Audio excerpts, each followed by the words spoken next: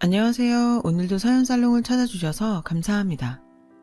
저는 4살짜리 딸아이를 키우고 있는 결혼 7년차 주부예요. 얼마 전에 딸아이 그림책을 사러 서점에 갔다가 어린 시절에 읽었던 어린 왕자를 보게 됐어요. 몇 장 넘기니 유명한 그림이 나오더군요. 코끼리를 집어삼킨 보아뱀 그림이었죠. 예나 지금이나 제 눈에는 그저 평범하게 짝이 없는 모자로 보였어요. 내부 상황이 담긴 그림을 보기 전까지는요. 이걸 코끼리를 삼킨 보아뱀으로 보는 게 너무 자기적인 게 아닌가 할 정도였죠. 그런데 그 순간 문득 떠오르는 사람이 있는 거예요. 바로 작년에 돌아가신 시할머니였죠. 어린 왕자를 보다 뜬금없이 시할머니를 떠올린 데는 그럴 만한 사연이 있어요. 그래서 동네에서 유명한 욕심쟁이로 손에 쥔 건 절대로 내놓는 일이 없었던 저희 시할머니 이야기를 해볼까 해요. 남편과 저는 캠퍼스 커플로 대학교 재학 중에 만났어요. 남편은 성인이 되고 처음 만난 남자였죠. 그랬던 사람과 결혼해서 아이까지 낳고 살게 될 거라고 누가 상상이나 했겠어요? 사귀고 반년쯤 지났을까요?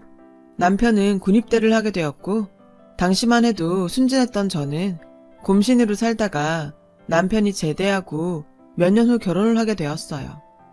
결혼을 해보니 시댁은 엄청난 대가족이더라고요. 시아버지는 9남매 중 셋째셨거든요. 명절이나 제사 때 친척들이 다 모이면 집안에 발딛고 서기가 힘들 정도였죠. 긴 연애 기간 중에 남편한테 친척이 많다는 얘긴 들었지만 이 정도일 줄은 정말 몰랐어요. 게다가 시할머니 성격이 장난이 아니라서 인사드리러 가는 날을 앞두고 걱정이 이만저만이 아니었죠. 그래도 손주사랑은 할머니라는데 별일이야 있겠냐 싶었죠. 그런데 그건 제 오산이었어요. 들어서 아는 것과 실제로 경험하는 건 천지 차이더라고요. 시할머니는 작은 체구에 호리호리한 체격을 가지셨지만 풍기는 아우라가 상당했어요. 딱 여장부 스타일이었죠. 모르긴 해도 모성애보다는 자기애가 더 강한 분 같았어요. 제가 준비해간 홍삼 세트를 드렸더니 엄청 좋아하시며 바로 안방 장롱에 숨기시더라고요. 자식들이나 손주가 오면 꺼내주시려고 그러시나 했죠. 그런데 아니더라고요. 나중에 남편한테 들어보니 시할머니는 좋아 보이거나 욕심이 나는 물건을 종류와 상관없이 전부 당신 장롱에 숨겨놓는 버릇이 있다는 거예요. 한마디로 욕심이 많으셨던 거죠. 처음엔 그 모습이 귀엽다고 생각했는데 겪어보니 꼭 그렇지만도 않더라고요. 오죽하면 저희 시어머니를 비롯한 모든 며느리들이 시할머니의 그런 행동에 학을 뗐겠어요. 전에 노인정에서 나눠준 빵을 당신이 전부 가지고 와서는 글쎄 드시지도 않고 장롱에 처박아뒀지 뭐니. 그 바람에 곰팡이 냄새가 온 방 안에서 진동을 했다니까. 시어머니는 저와 단 둘이 있을 때 이렇게 당신의 시어머니 흉을 보셨고 그 얘기를 들은 저는 가급적 음식료는 시할머니께 드리지 말아야겠다고 생각했어요. 그런데 어머님께서 이러시더라고요. 너 혹시라도 어머님께 뭐 사다 드릴 생각일랑 하지도 마라. 노인네가 쓰지도 않고 장롱에만 처박아놔서 나랑 네 작은 엄마랑 그거 몰래 치우는 게 일이다. 아주 별게 다 나온다니까. 처음엔 치매가 아닌가 싶어서 얼마나 놀랐는지 몰라. 최근엔 이 노인네가 어디서 났는지 홍삼까지 숨겨놨더라. 일찍 발견했기에 망정이지 유통기한 지났으면 아까워서 어쩔 뻔했니. 저는 차마 그 홍삼이 제가 사드린 거라고 말하지 못했어요. 그랬다간 혼날 게 뻔했으니까요. 시어머니는 그렇게 말씀하시고는 싱크대 서랍장에서 홍삼 스틱을 하나 꺼내 드시더라고요. 제가 시할머니께 사다 드린 바로 그 문제의 홍삼이었죠. 제가 홍삼 스틱을 빤히 쳐다보고 있자 어머님은 제게도 하나 먹어보라고 주시더라고요. 저는 뜨끔해선 괜찮다고 어머님 드시라고 사양했어요. 나중에 명절을 앞두고 친정 엄마한테 이 얘기를 했더니 뭐가 그렇게 웃긴지 배를 잡고 깔깔거리는 게 아니겠어요?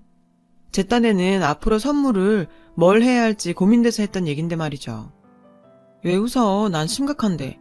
웃지만 말고 앞으로 시할머니 댁에 갈 때 뭘 사갈지 생각 좀 해보라니까. 어머님 말대로 빈손으로 갈 수는 없잖아. 돈으로 드리기도 그렇고. 그러자 엄마는 이럴 땐 그냥 시어머니의 말을 따르는 게 상책이라고 하더군요. 괜히 시할머니 생각한답시고 괜한 집 버렸다가 시어머니한테 찢겨서 두고두고 눈총받지 말라시면서요. 나 같으면 좋다고 하겠구만. 안 그러니? 돈도 굽고 좀 좋아.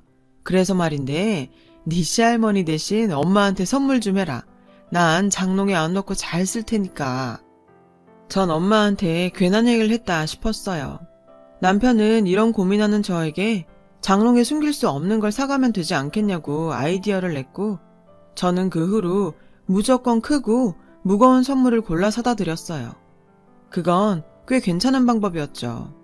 하지만 얼마 뒤부터 시할머니를 뵈러 가는 일이 없어지게 되었어요. 가지 많은 나무에 바람 잘 날 없다더니 저희 집안에 큰 사건이 있었거든요. 그날은 시할머니의 83번째 생신이었죠.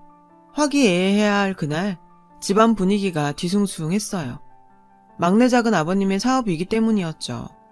시할머니는 자신은 도와줄 돈이 없으니 나머지 자식들한테 알아서 도와주라고 딱 잘라 말씀하신 게 화근이 되었어요. 저희 시부모님을 포함한 다른 친척들은 눈치만 보고 있었는데 큰아버님이 총대를 메고 나서셨죠. 큰아버님은 물잔에 소주를 가득 담아 벌컥벌컥 원샷을 하시고는 밥상에 탁 내려놓으셨어요. 아버지 돌아가실 때 남겨준 노님의 밭이며 죄다 팔아서 어머님이 챙기시곤 왜 우리 보고 막내를 도와주라고 하세요. 도울 거면 당연히 어머니가 도와야죠. 이제와 하는 말이지만 그동안 저희는 구경도 못했어요. 내가 우리 큰애 대학 갈 때 등록금이 없어서 그렇게 사정할 때도 어머니는 그때도 지금처럼 딱 잡아 떼셨죠. 저도 어머님 뜻 못 따릅니다. 큰아버님은 말씀하시면서 흥분하셨는지 목소리가 점점 높아지셨어요. 그 모습에 시할머니는 입을 꾹 다무신 채 아무 말씀도 안 하셨어요. 그런데 이번엔 그런 시할머니를 보고 넷째 작은 아버님이 화를 내셨어요. 돌아가실 때 싸들고 가지도 못할 재산? 이제 그만 욕심 좀 버리세요. 내가 말을 안 해서 그렇지 동네 사람들이 어머니 보고 얼마나 욕하는지 아세요? 지독한 노인네래요. 도대체 왜 그렇게 사세요? 나이도 많은 양반이. 넷째 작은 아버님의 말에 시할머니께선 도저히 참을 수 없다는 듯 화를 내셨어요. 뭐? 이 호랑말코 같은 놈들이 낳아주고 키워준 은혜도 모르고 지금 뭐라고 씨부려대는 거야? 시할머니는 밥상을 거칠게 밀치시고는 자리에서 일어나셨고 큰아버님과 넷째 작은아버님도 자리에서 벌떡 일어나셨어요. 순간 분위기는 험악하게 변해버렸죠. 제 남편을 포함한 자식들과 아내들이 큰아버님과 넷째 작은아버님 그리고 가장 위험해 보이는 시할머니를 말리며 사태를 진정시켜야 했어요. 하지만 그것도 잠시였어요. 저희 시아버님을 비롯해 모든 형제들이 그동안 서운했던 과거사를 털어놓았고 분위기는 더 살벌해져서 최악의 상황이 되었죠. 결국 시할머니가 밥상을 대차게 엎으셨어요. 그리고는 역정을 내시며 자식들 다 필요 없으니 모두 다 나가라고 소리치셨죠. 그리고 다신 이 집에 얼씬도 말라며 불호령을 내리셨고 우린 쫓겨나다시피 집을 나서야 했어요. 그날 이후 저희 시부모님은 시할머니를 찾지 않으셨어요. 시어머니한테 듣기로 다른 자식들도 마찬가지로 발길을 끊었다고 하더군요. 시할머님이 연세도 있으신데 괜찮을까 걱정이 되었지만 제가 가운데서 할 수 있는 일은 그저 가끔 안부 전화를 드리는 게 전부였어요. 처음엔 내 시어머니가 시켰냐며 전화할 필요 없다고 말씀하셨지만 이후로도 종종 전화를 드렸더니 반가워하시는 게 느껴지더라고요. 그런데 죄송하게도 살다 보니 전화 드리던 횟수가 점점 줄어들게 되었고 딸아이를 임신하면서 그나마도 잊고 살게 되었어요. 제가 임신을 하자 집안 어른들은 간만에 좋은 소식이라며 많이들 기뻐해 주셨죠. 출산 전부터 인부용품은 물론 엽산과 철분제까지 보내주실 정도로요. 딱 한 사람, 시할머니만 소외돼 있었죠. 임신 후 입덧이 너무 심해서 고생을 한 데다가 잠도 늘고 몸도 무거워져 내 한 몸 건사하는 것도 버겁더라고요. 핑계라고 할 수 있겠지만 그땐 솔직히 시할머니를 챙겨드릴 여유가 없었어요. 지금 생각하면 전화 한 통 드리는 게 뭐 어려운 일이라고 못했나 후회가 되지만요. 저는 그렇게 아이에게 집중하며 얼마 뒤 출산을 했어요. 출산 뒤엔 아이를 키우느라 정신없는 날들을 보내야 했고요. 그러던 중 여느 주말과 같이 장을 보러 마트에 갔는데 시어머니께서 전화를 하셨더라고요. 전화를 받은 남편은 많이 놀란 듯 했어요. 남편의 표정에 불길한 예감이 들었죠. 그리고 그 예감은 틀리지 않았어요. 그날 밤 저희 부부는 딸아이를 친정에 맡기고 시부모님과 함께 시할머니가 계시는 곳으로 내려갔어요. 꼭 4년 만에 시할머니께 가는 거였죠. 도착해 향한 곳은 다름 아닌 병원이었어요. 시할머니가 그곳에 입원해 계셨거든요. 오랜만에 뵌 시할머니는 너무 야위셔서 뼈만 앙상하게 남은 모습이었어요. 자신의 몸보다도 훨씬 큰 환자복을 입고 의식이 없으신 채로 산소호흡기에 의지하고 계셨죠. 그 모습을 본 시아버님은 충격을 받으셨는지 휘청거리셨고 남편은 아버님을 부축해 의자에 앉혀드렸어요. 곧이어 담당 의사 선생님이 병실로 들어오셨어요. 의사 선생님은 저희 가족한테 현재 시할머니의 상태와 그간의 일들에 대해 얘기해 주셨어요. 시할머니는 그동안 섭식장애를 앓고 계셨다고 하더군요. 거의 식사도 못하신 채 포도당 주사에 의존해 생활하셨고 그런 시할머니께 몇 번이나 입원을 권하셨대요. 하지만 그럴 때마다 입원할 돈이 없다시며 밭에 나가 일해야 하니 포도당 주사나 놔달라고 떼를 쓰셨고요. 결국엔 몸이 버티지 못하고 길에서 쓰러지셨고 동네 사람들의 도움으로 응급실에 실려 오셨다고 하더군요. 그동안 자식들이 한 번도 보이지 않아 독거노인인 줄 알았다며 어떻게 부모가 저 지경이 되도록 들여다보지도 않았냐고 화를 내셨죠. 의사 선생님의 말을 듣는 내내 가족들은 아무 말도 할 수 없었어요. 아버님은 고개를 푹 숙인 채 모든 게 자신 탓이라며 자책을 하셨죠. 시어머니가 설마 이대로 못 깨어나시는 건 아니냐고 물었고 의사 선생님은 할머니가 연세도 있으시고 이미 모든 장기의 기능이 떨어져 있어서 얼마나 버틸 수 있을지 장담할 수 없다고 하셨어요. 마음의 준비를 하는 게 좋겠다고 말이죠. 그런데 그 다음 말에 심장이 쿵 내려앉는 것 같았어요. 환자 본인이 살고자 하는 의지가 없어요. 평소 식사는 물론이고 필요한 약도 제대로 드시지 않은 것 같고요. 혹시 충격받으실 만한 일이 있었던 건 아닌가요? 가족들은 아무 말도 하지 못했지만 속으로는 같은 생각을 하고 있었을 거예요. 그건 4년 전 시할머니 생신날 있었던 가족 간의 다툼이었죠. 그것 외엔 이유랄 게 없었으니까요.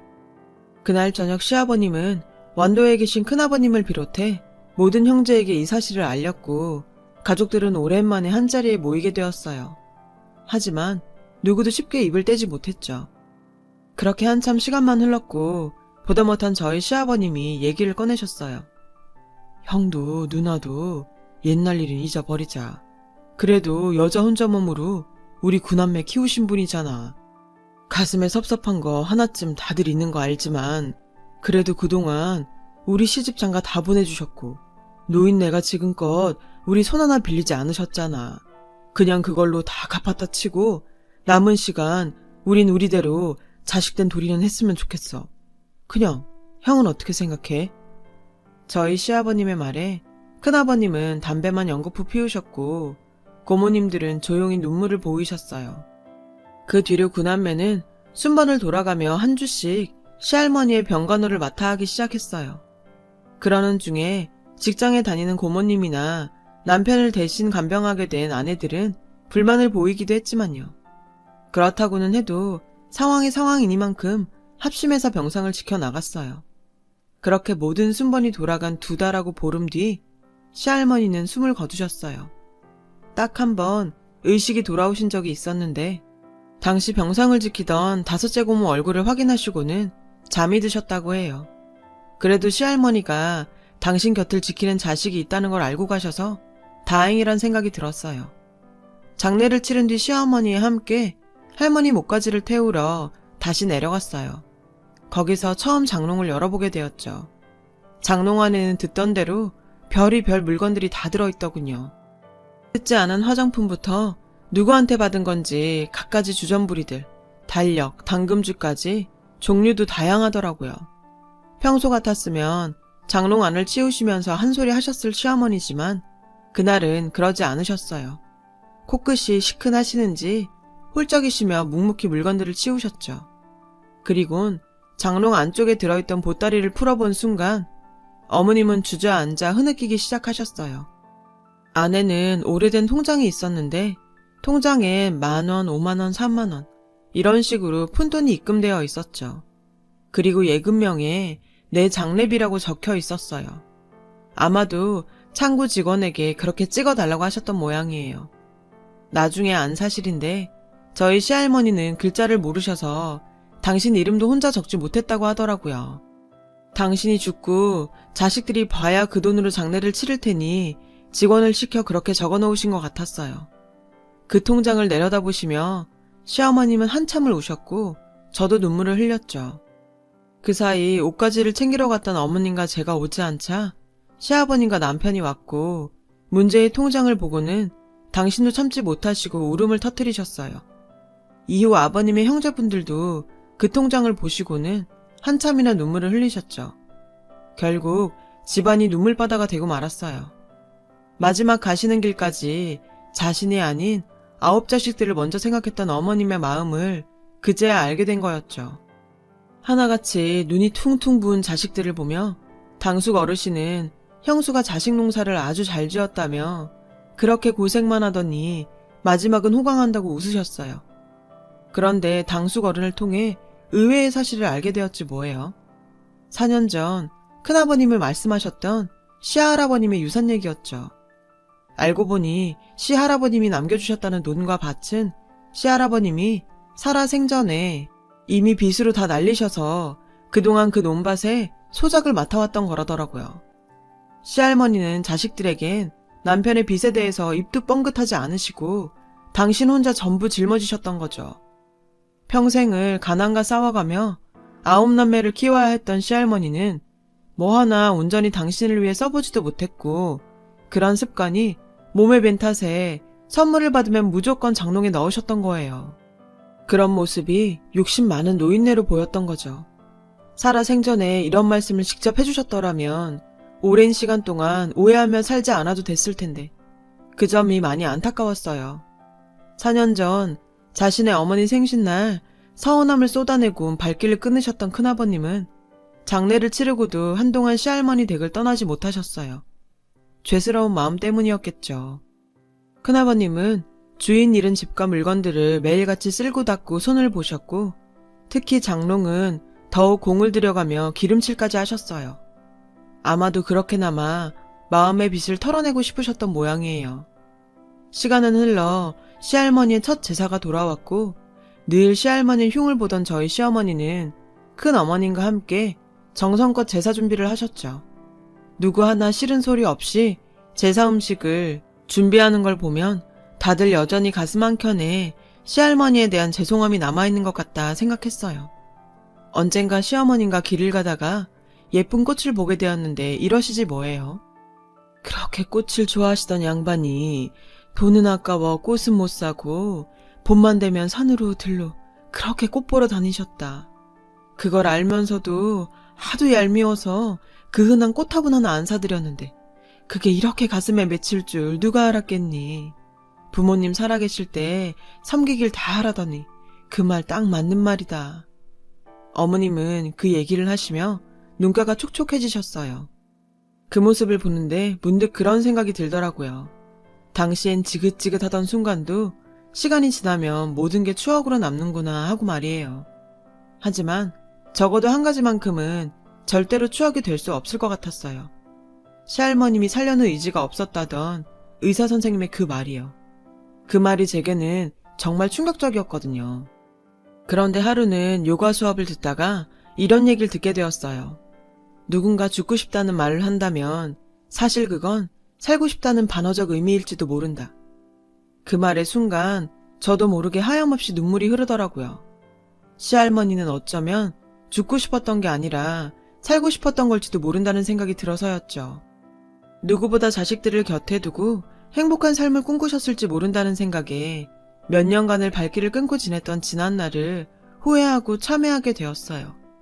이젠 너무 늦어버렸지만요.